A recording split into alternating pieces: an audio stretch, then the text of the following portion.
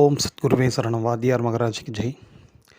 குருவருளால் கால ரகசிய பதிவேட்டில் பார்க்கக்கூடிய விஷயமானது ஒரு அபூர்வமான அமாவாசை, அதாவது அதிமகா விசேஷமான அமாவாசைன்ட்டு கூட இதை சொல்லலாம். இந்த அமாவாசையை வாத்தியார் எப்படி சொல்கிறாருன்னா, பல ஆண்டுகளுக்கு ஒரு வாட்டி கூட இந்த மாதிரி ஒரு அமாவாசை வராது அப்படின்ற மாதிரியே சொல்கிறாரு. அந்த அமாவாசையோட நாள் நீங்கள் பார்த்துட்டிங்கன்னா பொதுவாக இந்த ஜூன் மாதம் 15ஆம் தேதி திங்கட்கிழமை காலையில், ஏன்னா ஞாயிற்றுக்கிழமை அமாவாசை ஆரம்பிச்சிடும், சர்வ அமாவாசை தான் அது. பட் இருந்தாலும் 12:20க்கு மேலே தான் உங்களுக்கு அமாவாசை திருக்கணிதப்படி இருக்குது. பொதுவாக வாத்தியார் ஒரு விஷயத்தை குறிப்பிட்டு சொல்கிறாரு, 11 மணிக்குள்ளே தர்ப்பணம் பண்ணுறது ரொம்ப உத்தமமாக இருக்கும் அமாவாசைக்குரிய அந்த தர்ப்பணத்தை. ஸோ அப்போ அமாவாசையே உங்களுக்கு 12:30 மணிக்கிட்ட வருதுன்னும் போது மறுநாள் இருக்கக்கூடிய அந்த அமாவாசையில் தர்ப்பணம் பண்ணுறதே ரொம்ப மகா உத்தமமாக இருக்கும். சரி, இப்போ இந்த அமாவாசை என்ன சிறப்பு அப்படின்ட்டு பார்த்துக்கலாம். ஃபஸ்ட்டு ஒரு விஷயம், அந்த அமாவாசை அன்றைக்கி கரி நாளோடு வருது. அன்றைக்கி ஆனி 1 திங்கக்கிழமை. அந்த ஆனி 1 கூட நீங்கள் பார்த்துட்டிங்கன்னா கூட அந்த ஆனி மாதம் பிறப்பே உங்களுக்கு பகல் 12 வரைக்கும் இருக்கும். 12 மணிக்கு மேலே தான், அதுவும் 12 மணிக்கு மேலே தான் இருக்கும். பட் இருந்தாலும் அந்த நாள் முழுவதும் கரி நாள் அப்படின்ட்டு ஒரு கணக்கு எடுத்துக்கலாம். கரிநாள் கூடிய ஒரு அமாவாசையில் விசேஷமான தர்ப்பணத்தை வாத்தியார் சொல்லியிருக்காரு. அதோட விளக்கம் கூட பார்த்துட்டிங்கன்னா நம்ம அகஸ்திய விஜயம் புத்தகம் ஆகஸ்ட் மாதம் 95 வருடத்தோட புத்தகத்தில் இருக்கும். அதுக்கு பேர் என்னென்னா பலித்ருவ தர்ப்பணம் அப்படின்ட்டு ஒரு விசேஷமான தர்ப்பணத்தை சொல்கிறாரு. பொதுவாகவே இந்த ஆனி 1 அன்று கரிநாள் தான். அந்த நாளில் எப்படி தர்ப்பணம் பண்ணுறோம் அப்படின்ட்டு சொல்கிறாருன்னா வாத்தியார், ஒரு ஹோமத்தோட தர்ப்பணம் பண்ணுங்கள், நிறைய எள்ளுருண்டையை ஆகூதியாக கொடுத்து ஹோமத்தில் தர்ப்பணம் பண்ணுங்க அப்படின்றாரு. எல்லாராலையும் ஹோமம் பண்ணி தர்ப்பணம் பண்ண முடியுமா அப்படின்னா அது ஒரு சிரமமான காரியம் பல பேருக்கு. ஸோ அப்போ இந்த பலித்ருவ தர்ப்பணன்ற ஒரு விஷயமானது ஹோமத்தோடு நம்ம தர்ப்பணம் பண்ண ஒரு பலன்களை கொடுத்துரும். ரொம்ப எளிமையானது. அது எப்படி பண்ணணுன்ட்டு வாத்தியார் சொல்கிறார் பார்த்துட்டிங்கன்னா, நெல்லை வட்டமாக பரப்பி அதற்கு மேலே நம்ம தர்ப்ப சட்டம் போட்டுக்கணும். ஃபஸ்ட்டு நம்ம ஒரு தட்டில், இன்னொரு தட்டில், தாம்பாள தட்டில் நெல்லை பரப்பி வச்சுட்டு முக்கூட்டு தைலம், பொதுவாகவே வாத்தியார் இந்த அக்னி பிரீத்திக்கு முக்கூட்டு தைலம் தான் சொல்லுவார்.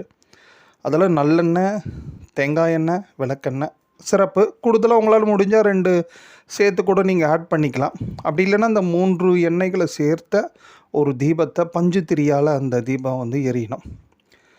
1.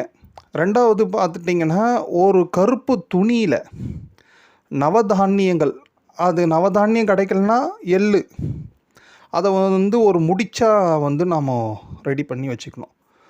இந்த முடிச்சை நம்ம அங்கே முக்கூட்டு தைலம் இருக்குது பார்த்திங்களா, முக்கூட்டு தைலத்தில் ஒரு தீபம் எரியுது பாருங்க, அந்த தைலத்திலே லேசாக நினச்சி இந்த முடிச்சு, அதாவது இந்த நவதானிய முடிச்சு, கருப்பு துணியில் இருக்கக்கூடிய நவதானிய முடிச்சை பக்கத்துலேயே நீங்கள் வச்சுக்கலாம். அந்த தீபம் பக்கத்துலேயே வச்சுக்கலாம். தர்ப்பணமானது அந்த முக்கூட்டு தீப சாட்சியாக நீங்கள் தர்ப்பணத்தை பண்ணி முடித்த பிறகு அந்த முடிச்சு இருக்குது பாருங்க, நவதானியம் முடிச்சு கருப்பு துணியில், அதை அந்த எரிஞ்சுட்டு இருக்க தீபத்தோடையே சேர்த்து அதையும் எரிய விட்டுறது. அது எரிய விடும்பொழுது கூட பூர்ணாகூதி மாதிரி மனசில் நினச்சிண்டு எரிய விடுறது இன்னும் விசேஷம். இது கிட்டத்தட்ட ஒரு ஹோமத்தோட பலன்களை தரும் அப்படின்ற ஒரு விஷயமும் ஒன்று உண்டு. ஸோ இந்த மாதிரி ஆனி 1 நாளில் வரக்கூடிய இந்த தர்ப்பண நாளில் இப்படி ஒரு ஹோமத்தோடு பண்ண ஒரு பலன்கள் கிடைக்கும். இது ஒரு மெத்தடு. இதில் இன்னும் ஒரு ஹைலைட்டான ஒரு மெத்தடு ஒன்று இருக்குது. அதுதான் என்ன விஷயம் அப்படி பார்த்துட்டிங்கன்னா, இது யாருக்கெல்லாம் அப்ளிகபிளாக இருக்குன்னா, இந்த நாகதோஷத்தால் பாதிக்கப்பட்ட இருக்கிறவங்க, காலசர்ப்பதோஷம், நாகதோஷம், இப்படி அதனால் வாழ்க்கையில் பலவிதமான துன்பங்களை அனுபவிச்சுட்டு இருக்கிறாங்க, பல பேர் அனுபவிச்சுட்டு இருக்கிறாங்க. அவங்களுக்கெல்லாம் ஒரு அற்புதமான ரெமிடி தரக்கூடிய ஒரு அமாவாசையாகவும் இது இருக்குது. ஏன் அப்படி பார்த்துட்டிங்கன்னா, அன்றைக்கி அந்த அமாவாசையோட நட்சத்திரம் வந்து ரொம்ப அதிகமாக சிறப்பு. அமாவாசையானது உங்களுக்கு காலையில் கிட்டத்தட்ட ஒரு 8:30 மணி வரைக்கும் தான் இருக்கும். திங்கட்கிழமை சோம அமாவாசைன்றதே ரொம்ப மகத்தான விசேஷங்க. ஏன்னா இந்த சோம அமாவாசையானது எப்படி அதோட பலன்கள் இருக்கும் பார்த்துட்டிங்கன்னா, எப்படி ஒரு சனி மகா பிரதோஷத்தோட பலன்கள் கிடைக்குமோ அந்த மாதிரி தான் சோம அமாவாசை.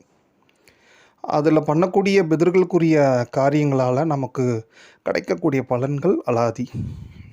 ஸோ அந்த சோம அமாவாசையில் மிருகஸ்ரீஷம் நட்சத்திரம் கூடி வரும் வேளையில், அதாவது அமாவாசையும் மிருகஸ்ரீஷ நட்சத்திரமும் கூடி வரும் வேளையில் ஆதிசேஷ பகவான், ஆதிசேஷன் தான் இந்த ஓரளவுக்கு இந்த சீஃப் மாதிரி எடுத்துக்கலாம் அஷ்டநாகங்களுக்கும் வச்சிங்களேன், அவரோட அனுக்கிரக ஆசி திரண்டு இருக்கக்கூடிய ஒரு அமாவாசை.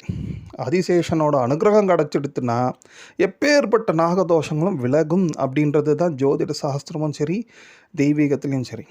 ஸோ அவரோட அனுக்கிரகம் திரண்டு இருக்கக்கூடிய ஒரு அமாவாசை தான் மிருகஸ்ரீஷம் கூடிய அமாவாசை. அதுலேயும் திங்கட்கிழமை வர்றது ரொம்ப ரொம்ப அபூர்வம். இது ஏன் பல ஆண்டுகளுக்கு ஒரு முறைன்றோம் அப்படின்ட்டு பார்த்துட்டிங்கன்னா, இந்த மிருகஸ்ரீஷம் அமாவாசை கூடுவது பல ஆண்டுகளுக்கு ஒரு முறை தான். இப்போவே நமக்கு வந்து கொஞ்சம் எட்ஜ் ஆஃப் டைம் தான், ஒரு 8:30 மணி வரைக்கும் தான் அமாவாசை வந்து அந்த மிருகஸ்ரீஷத்தோடு இருக்குது. அது ஒன்று. அதனால் இது ஒரு ரேரன் காம்பினேஷனாக, இதை விட அல்டிமேட் ரேர் ஒரு காம்பினேஷன் ஒன்று இருக்குது. அது என்ன பார்த்துட்டிங்கன்னா, சோமவாரத்தில் சோம அமாவாசையில் இந்த மாதிரி மிருகஸ்ரீஷம் கூடி வருவது மிக மிக அரிதுங்க. நீங்கள் எடுத்து உங்கள் பஞ்சாங்கத்தை எவ்வளோ வேணா பிரட்டி பாருங்கப்பா, ரொம்ப ரொம்ப ரேரான காம்பினேஷன். இது கிடைக்கிறதுக்கு அரிதான ஒரு அமாவாசை இது. ஏன் அவ்வளோ இம்பார்ட்டன்னா, இந்த மிருகஸ்ரீஷம் சந்திர பகவானோட ஜென்ம நட்சத்திரம். அதனால தான் சோம மிருகஸ்ரீஷன்ட்டே பஞ்சாங்கத்தில் அதை விசேஷமாக போடுவாங்க. ஸோ மிருகஸ்ரீஷ நட்சத்திரம் சோமவாரத்தோட கூடி அப்போ ஒரு அமாவாசையும் வந்துடுதுன்னா அதோட மகத்துவன்றது கொஞ்சம் நஞ்சமே கிடையவே கிடையாது. இறைவனும் காலபைரவரும் நமக்கு இப்பேற்பட்ட காலங்களெல்லாம் அனுப்புவதற்கான காரணமே பலவிதமான தோஷங்களை நம்ம மாட்டின்னு அவஸ்தைப்படுறோம். அறியாமையால் செய்த பாவங்கள் கர்மங்களால் தான் நம்ம மாட்டின்னு இருக்கோம். அதிலிருந்து விடுபடுவதற்கு வாத்தியார் மூலியமாக, வாத்தியார் மாதிரி பெரியவங்க மூலியமாக நமக்கு இந்த நாட்கள் எல்லாம் எடுத்து கொடுக்குறாங்க. அதை நம்ம ஸ்கிப் பண்ணாமல் முறையாக தர்ப்பணம் அந்த நாளில் பண்ணணும். அதில் இந்த மாதிரி நாகதோஷத்தால் பீடிக்கப்பட்டவங்க எப்படி தர்ப்பணம் பண்ணலாம்? ஏன்னா ஆல்ரெடி ஒரு ஹோமத்தோட தர்ப்பணம் பண்ணுற ஒரு மெத்தடையும் பார்த்துருக்கோம். இது ரெண்டாவது ஒரு மெத்தட் இருக்குது. இதில் என்னென்னா, புடலங்காய் குட்டி குட்டியாக புடலங்காய் இருக்கும். ரொம்ப புடலங்காய்னா நீட்டாக இருக்கிறது வேறு, அது சமையலுக்கு உபயோகப்படுத்திக்கலாம். குட்டி குட்டியாக இருக்கும், ஏன்னா அதை கட் பண்ணக்கூடாது புடலங்காயை. அந்த மாதிரி குட்டி குட்டியாக இருக்கக்கூடிய புடலங்காய், அதான் ஒரு ஜான் அளவு இருக்கும் வச்சிங்களேன், ஒரு 3 புடலங்காய் வச்சுட்டு அதுக்கு மேலே நீங்கள் வந்து தர்ப சட்டம் போட்டு தர்ப்பணம் பண்ணுறது ரொம்ப விசேஷம். அந்த புடலங்காவே ஒரு நாகங்கள் மாதிரி தான் இருக்கும் கிட்டத்தட்ட. அதுக்கு மேலே இந்த மாதிரி தர்ப சட்டம் போட்டு தர்ப்பணம் கொடுக்கறதுனால விசேஷமான அனுக்கிரகம் உண்டு. ப்ளஸ் வந்து பார்த்தாச்சுன்னா, இந்த நிறைய இந்த கோபமாக யாராவது நம்மளோட பெரியவங்க இருக்கிறாங்க வச்சிங்களேன், ஒரு ஆஃபீஸில் பாஸாக இருக்கலாம், வீட்டில் பெரியவங்க இருக்கலாம், அவங்களாம் நம்ம மேலே வந்து அந்த கோவப்படுறத கொஞ்சம் குறைச்சிக்குவாங்க வச்சிங்களேன். அவ்வளோ ஒரு அனுக்கிரகம் உண்டு அதுக்கு. ஸோ அது ஒன்று. அன்று அந்த காலையில் முடிஞ்ச அளவுக்கு எங்கெல்லாம் நாக புற்றுக்கள் இருக்கோ பால் ஊற்றுறது, இந்த நாகாபரணம் தாங்கிய சுவாமிகள் இருப்பாங்க, நாகம்மா இருப்பாங்க. அதாவது அம்பாள் கூட நாகத்தை வந்து ஆபரணமாக தலையில் வச்சுருப்பாங்க. சுவாமி நிறைய சிவபெருமான் அந்த மாதிரி நாக கவச்சம் சாத்தியிருப்பாங்க. அந்த மாதிரிலாம் எங்கெல்லாம் இருக்காங்களோ சுவாமி, அவங்களுக்கெல்லாம் முடிஞ்ச அளவுக்கு நல்ல ஒரு சிறப்பான பால் அபிஷேகம், உங்களால் என்ன முடியுமோ ஒரு பூ வாங்கி கொடுக்கறது பண்ணுறது. எதுவுமே முடியலனா அட்லீஸ்ட் போய் தரிசனமாவது பண்ணி மனதார பிரார்த்தனை பண்ணுறது.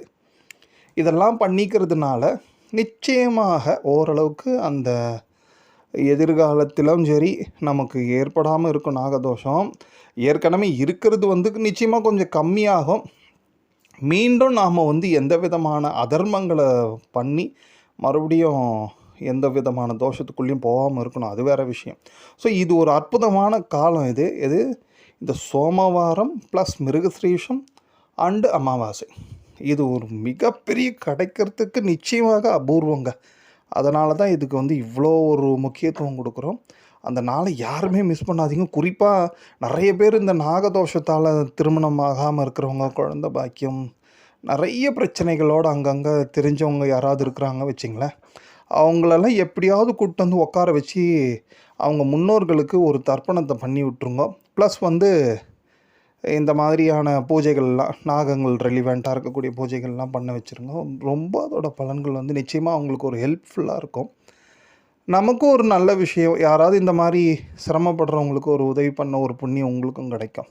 ஸோ அதனால் இது நிச்சயமாக கிடைக்கிறதுக்கு அரிய அமாவாசை அப்படின்ட்டு எடுத்துக்கலாம். இதை யாருமே தவற விட்டுறாதீங்க. ஓம்.